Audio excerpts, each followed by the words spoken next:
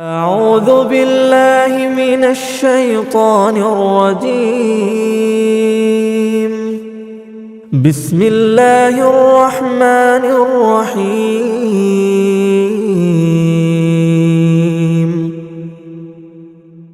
الحمد لله الذي أنزل على عبده الكتاب ولم يجعل له عوجا قيما لينذر بأسا شديدا من لدنه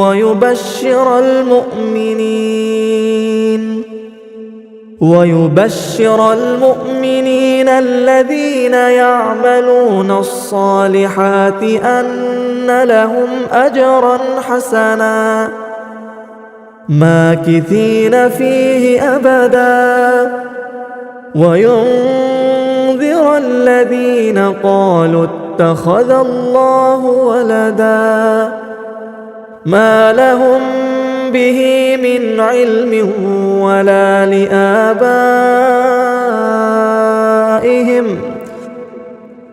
كبرت كلمة تخرج من أفواههم إن يقولون إلا كذبا فلعلك باخع نفسك على آثارهم إن لم يؤمنوا بهذا الحديث أسفا إنا جعلنا ما على الأرض زينة لها لنبلوهم أيهم أحسن عملا وإنا لجاعلون ما عليها صعيدا جرزا أم حسبت أن أصحاب الكهف والرقيم كانوا من آياتنا عجبا إذ أوى الفتية إلى الكهف فقالوا ربنا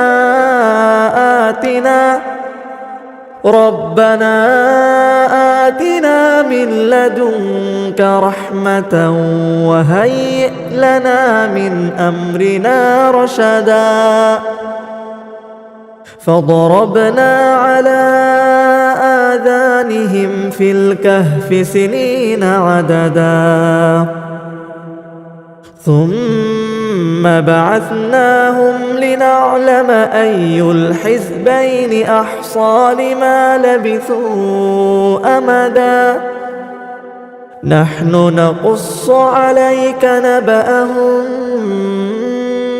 بالحق إنهم فتية آمنوا بربهم وزدناهم هدى وربطنا على قلوبهم إذ قاموا فقالوا ربنا رب السماوات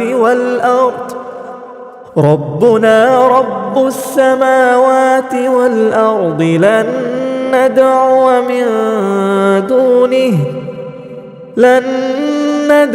من دونه إلها لقد قلنا إذا شططا هؤلاء قومنا اتخذوا من دونه آلهة لولا يأتون عليهم بسلطان بين فمن أظلم ممن افترى على الله كذبا وإذ اعتزلتموهم وما يعبدون إلا الله فأووا إلى الكهف ينشر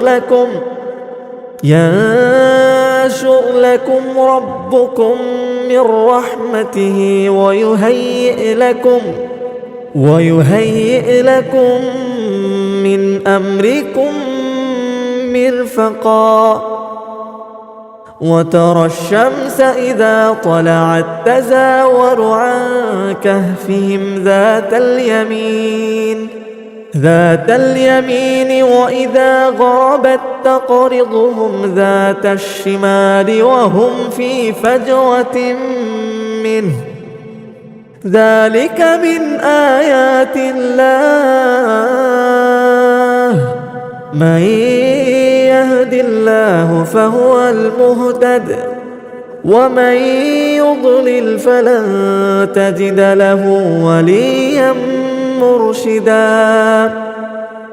وتحسبهم أيقاظا وهم رقود ونقلبهم ذات اليمين وذات الشمال وكلبهم باسط ذراعيه بالوصيد. لو اطلعت عليهم لوليت منهم فرارا ولملئت منهم رعبا.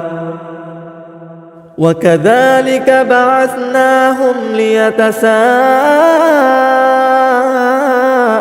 بينهم، قال قائل منهم كم لبثتم؟ قالوا لبثنا يوما أو بعض يوم. قالوا ربكم أعلم بما لبثتم فابعثوا أحدكم بورقكم هذه إلى المدينة فلينظر أيها أزكى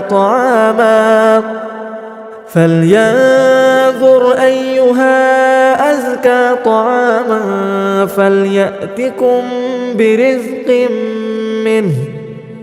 فليأتكم برزق منه وليتلطف ولا يشعرن بكم أحدا. إنهم إن يظهروا عليكم يرجموكم أو يعيدوكم في ملتهم ولن تفلحوا إذا أبدا. وكذلك أعثرنا عليهم ليعلموا أن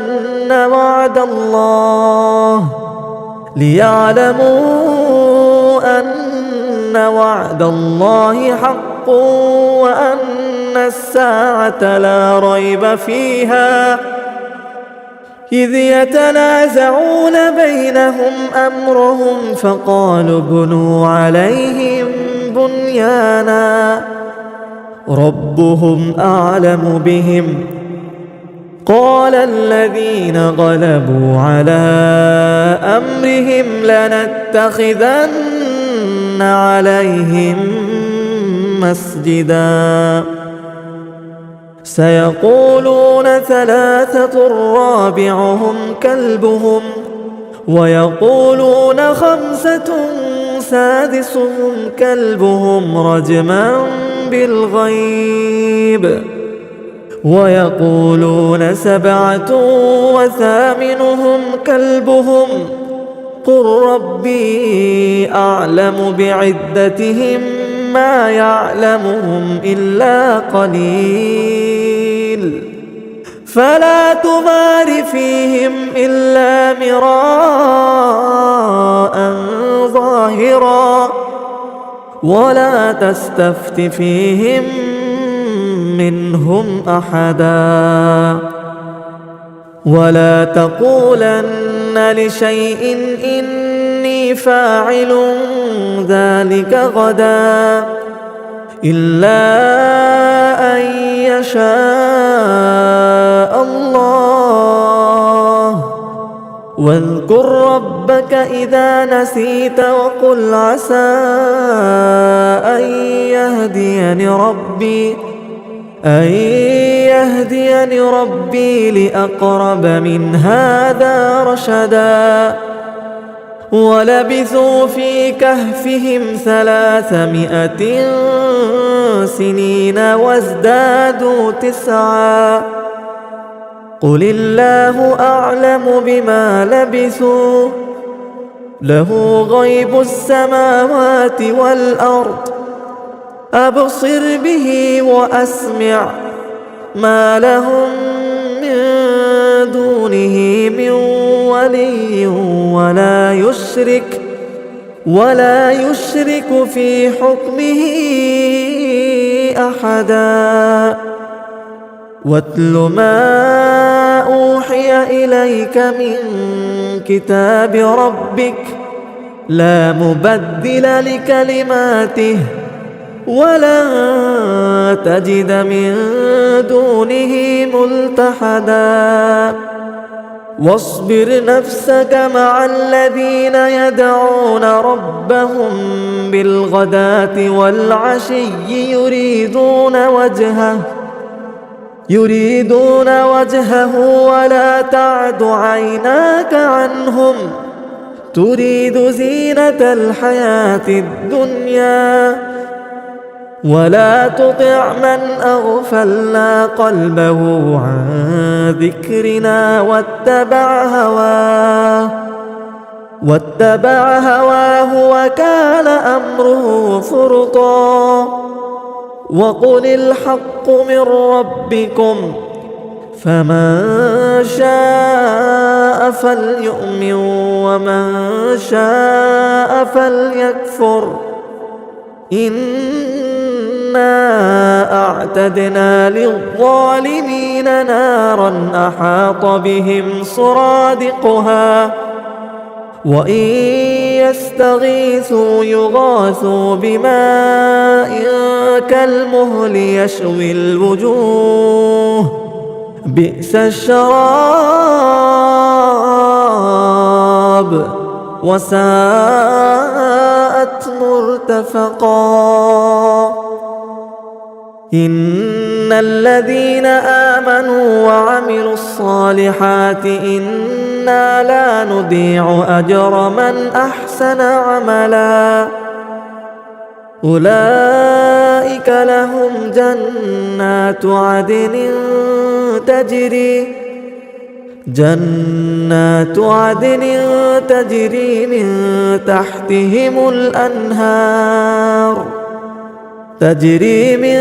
تحتهم الأنهار يحلون فيها من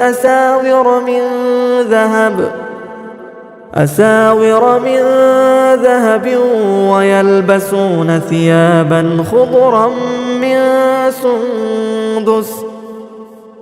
أولئك لهم جنات عدن تجري من تحتها الأنهار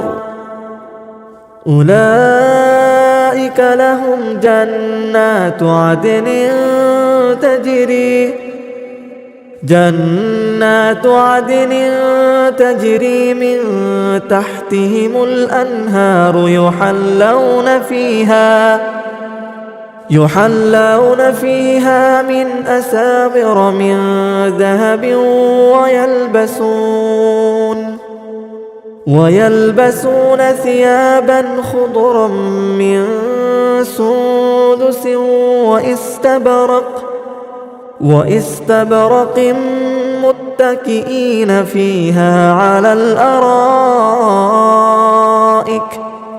نعم الثواب وحسنت مرتفقا. واضرب لهم مثلا الرجلين جعلنا لأحدهما جنتين من أعناب وحففناهما بنخل وجعلنا بينهما زرعا.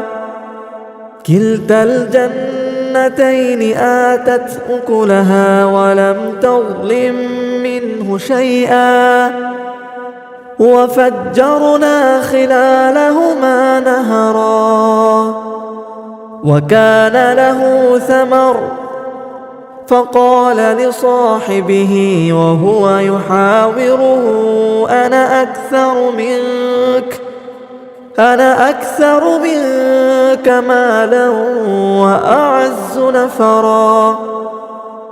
ودخل جنته وهو ظالم لنفسه قال ما أظن أن تبيد هذه أبدا وما أظن الساعة قائمة ولئن رددت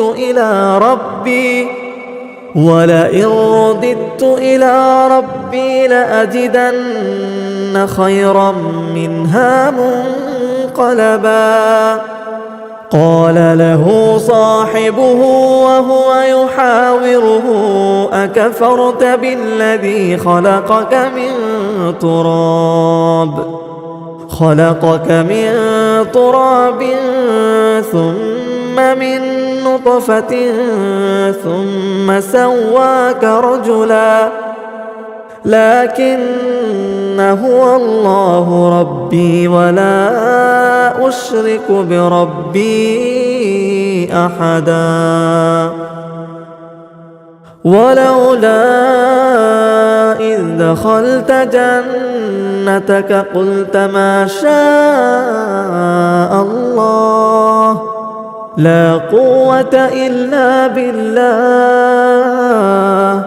إن ترني أنا أقل منك مالا وولدا فعسى ربي أن يؤتيني خيرا من جنتك ويرسل عليها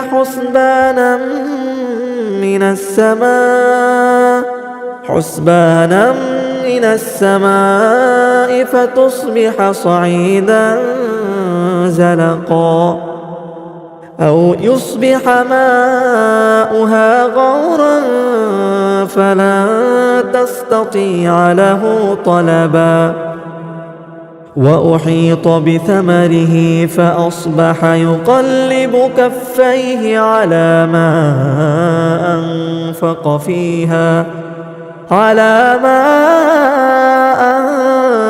فيها وهي خاوية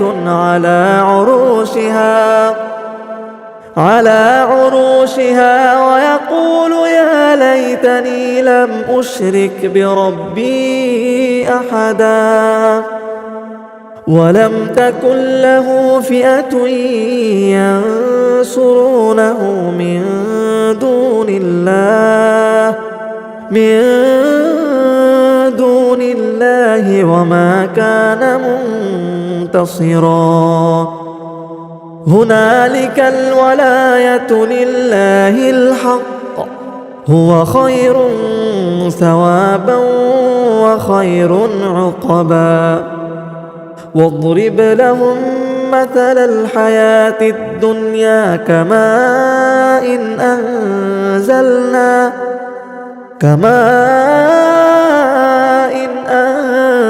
أنزلناه من السماء فاختلط به نبات الأرض فأصبح هشيما تذروه الرياح وكان الله على كل شيء مقتدرا. المال والبنون زينة الحياة الدنيا والباقيات الصالحات خير عند ربك ثوابا وخير أملا. ويوم نسير الجبال وترى الأرض بارزة وحشرناهم فلم نغادر منهم أحدا. وعرضوا على ربك صفا لقد جئتمونا كما خلقناكم أول مرة بل زعمتم أن لن نجعل لكم موعدا. ووضع الكتاب فترى المجرمين مشفقين مما فيه ويقولون يا ويلتنا ما لهذا الكتاب لا يغادر صغيرة ولا كبيرة إلا أحصاها ووجدوا ما عملوا حاضرا ولا يظلم ربك أحدا. وإذ قلنا للملائكة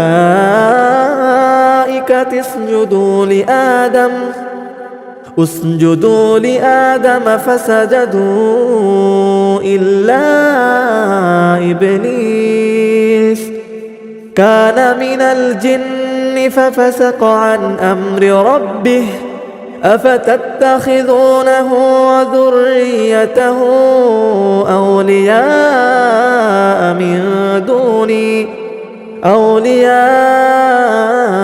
من دوني وهم لكم عدو بئس للظالمين بدلا. ما أشهدتهم خلق السماوات والأرض ولا خلق أنفسهم وما كنت متخذ المضلين عضدا. ويوم يقول نادوا شركائي الذين زعمتم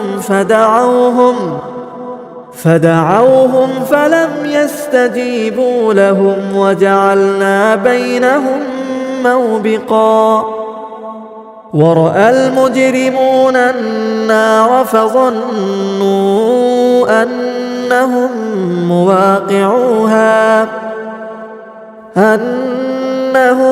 مواقعوها ولم يجدوا عنها مصرفا. ولقد صرفنا في هذا القرآن للناس من كل مثل وكان الإنسان أكثر شيء جدلا. وما منع الناس أن يؤمنوا إذ جاءهم الهدى ويستغفروا ربهم إلا أن تأتيهم سنة الأولين أو يأتيهم العذاب قبلا. وما نرسل المرسلين إلا مبشرين ومنذرين. ويجادل الذين كفروا بالباطل ليدحضوا به الحق واتخذوا آياتي وما أنذروا هزوا. ومن أظلم ممن ذكر بآيات ربه فأعرض عنها ونسي ما قدمت يداه. إنا جعلنا على قلوبهم أكنة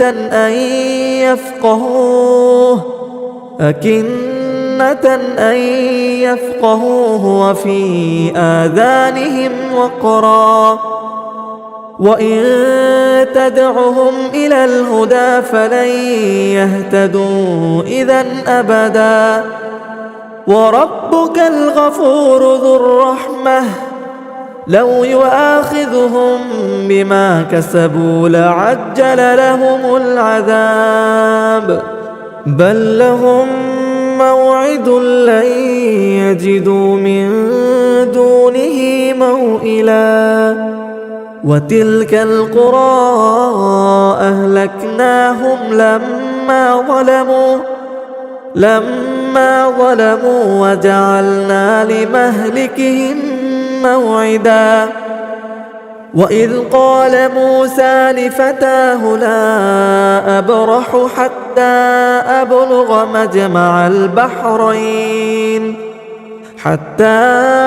أبلغ مجمع البحرين أو أمضي حقبا فلما بلغا مجمع بينهما نسيا حوتهما فاتخذ سبيله في البحر سربا فلما جاوزا قال لفتاه آتنا غداءنا لقد لقينا من سفرنا هذا نصبا قال أرأيت إذ أوينا إلى الصخرة فإني نسيت الحوت وما أنسانيه إلا الشيطان أن أذكره واتخذ سبيله في البحر عجبا قال ذلك ما كنا نبغ فارتدا على آثارهما قصصا فوجدا عبدا من عبادنا آتيناه رحمة من عندنا وعلمناه من لدنا علما قال له موسى هل أتبعك على أن تعلمني مما علمت رشدا قال إنك لن تستطيع معي صبرا وكيف تصبر على ما لم تحط به خبرا قال ستجدني إن شاء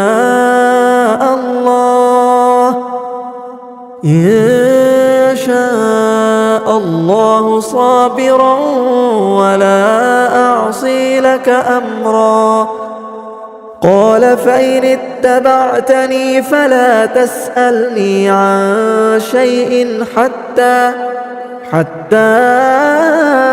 أحدث لك منه ذكرا فانطلقا حتى إذا ركبا في السفينة خرقها قال أخرقتها لتغرق أهلها لقد جئت شيئا إمرا قال ألم أقل إنك لن تستطيع معي صبرا قال لا تؤاخذني بما نسيت ولا ترهقني من أمري عسرا فانطلقا حتى إذا لقيا غلاما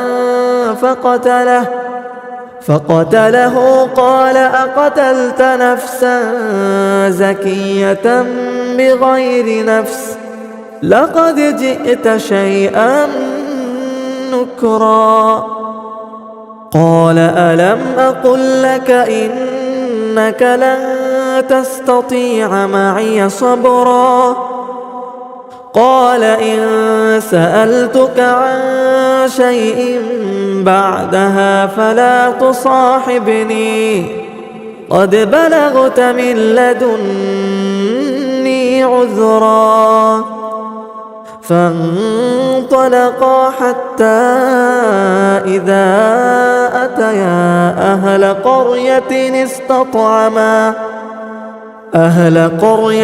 استطعما أهلها فأبوا أن يضيفوهما فوجدا فيها جدارا يريد أن ينقض فأقامه قال لو شئت لاتخذت عليه أجرا قال هذا فراق بيني وبينك سأنبئك بتأويل ما لم تستطع عليه صبرا أما وأما السفينة فكانت لمساكين يعملون في البحر فأردت أن أعيبها وكان وراءهم ملك يأخذ كل سفينة غصبا. وأما الغلام فكان أبواه مؤمنين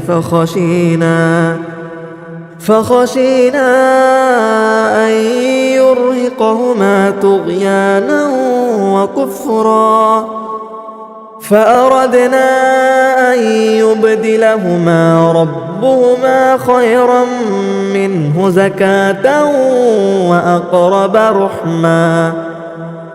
وأما الجدار فكان لغلامين يتيمين في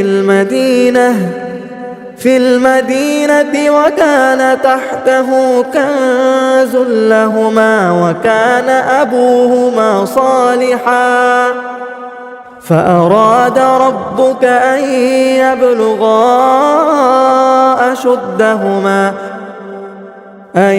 يبلغا أشدهما ويستخرجا كنزهما رحمة من ربك، وما فعلته عن أمري، ذلك تأويل ما لم تسطع عليه صبرا.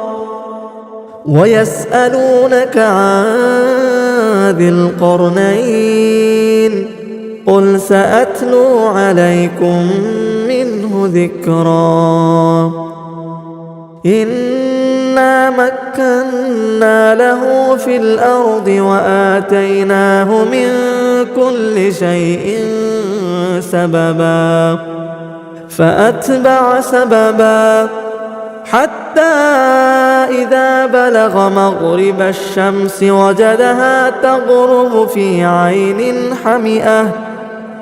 عين حمئة ووجد عندها قوما. قلنا يا ذا القرنين إما أن تعذب وإما أن تتخذ فيهم حسنا. قال أما من ظلم فسوف نعذبه ثم يرد إلى ربه فيعذبه عذابا نكرا. وأما من آمن وعمل صالحا فله جزاء الحسنى وسنقول له من أمرنا يسرا. ثم أتبع سببا حتى إذا بلغ مطلع الشمس وجدها تطلع على قوم لم نجعل لهم من دونها سترا. كذلك وقد أحطنا بما لديه خبرا. ثم أتبع سببا حتى إذا بلغ بين السدين وجد من دونهما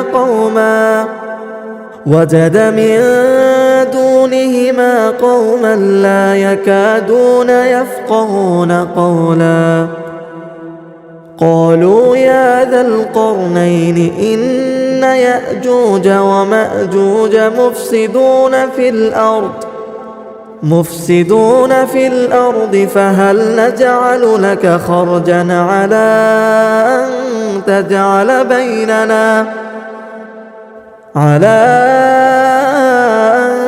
تجعل بيننا وبينهم سدا. قال ما مكني فيه ربي خير فأعينوني فأعينوني بقوة أجعل بينكم وبينهم ردما آتوني زبر الحديد حتى إذا ساوى بين الصدفين قال انفخوا حتى إذا جعله نارا قال آتوني أفرغ عليه قطرا فما استطاعوا أن يظهروه وما استطاعوا له نقبا قال هذا رحمة من ربي فإذا جاء وعد ربي جعله دكا وكان وعد ربي حقا وتركنا بعضهم يومئذ يموج في بعض ونفخ في الصور فجمعناهم جمعا وعرضنا جهنم يومئذ للكافرين عرضا الذين كانت أعينهم في غطاء عن ذكري وكانوا لا يستطيعون سمعا أفحسب الذين كفروا أن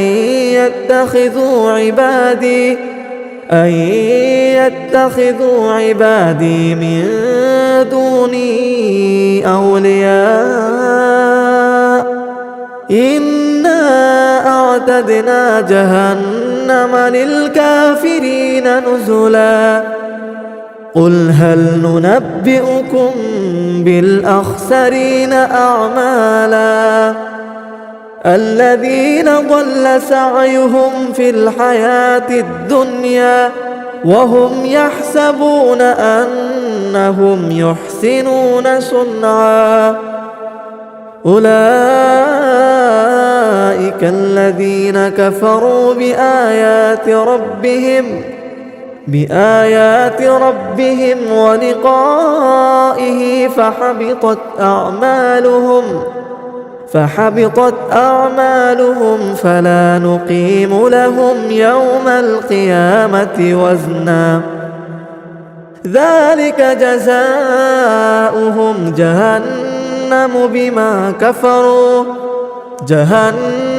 بما كفروا واتخذوا آياتي ورسلي هزوا إن الذين آمنوا وعملوا الصالحات كانت لهم جنات الفردوس نزلا خالدين فيها لا يبغون عنها حولا قل لو كان البحر مدادا لكلمات ربي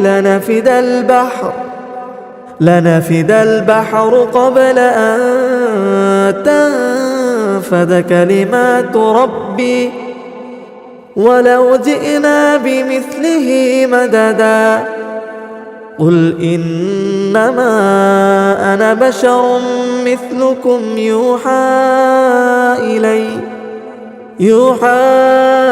إلي أنما إلهكم إله واحد فمن كان يرجو لقاء ربه فليعمل عملا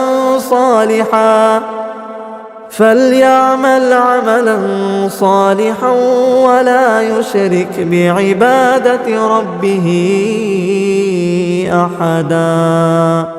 أعوذ بالله من الشيطان الرجيم.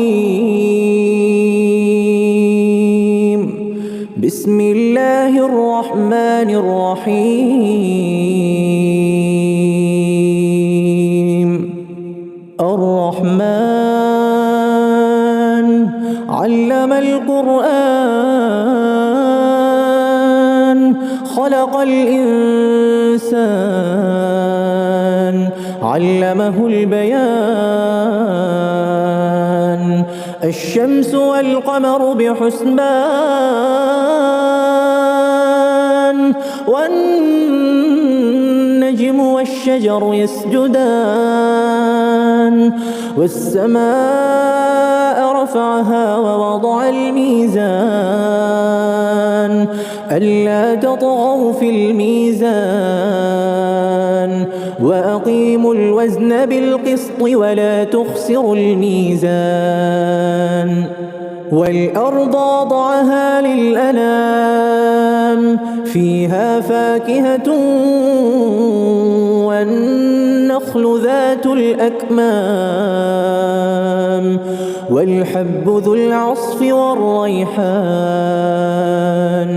فبأي آلاء ربكما تكذبان خلق الإنسان من صلصال كالفخار وخلق الجان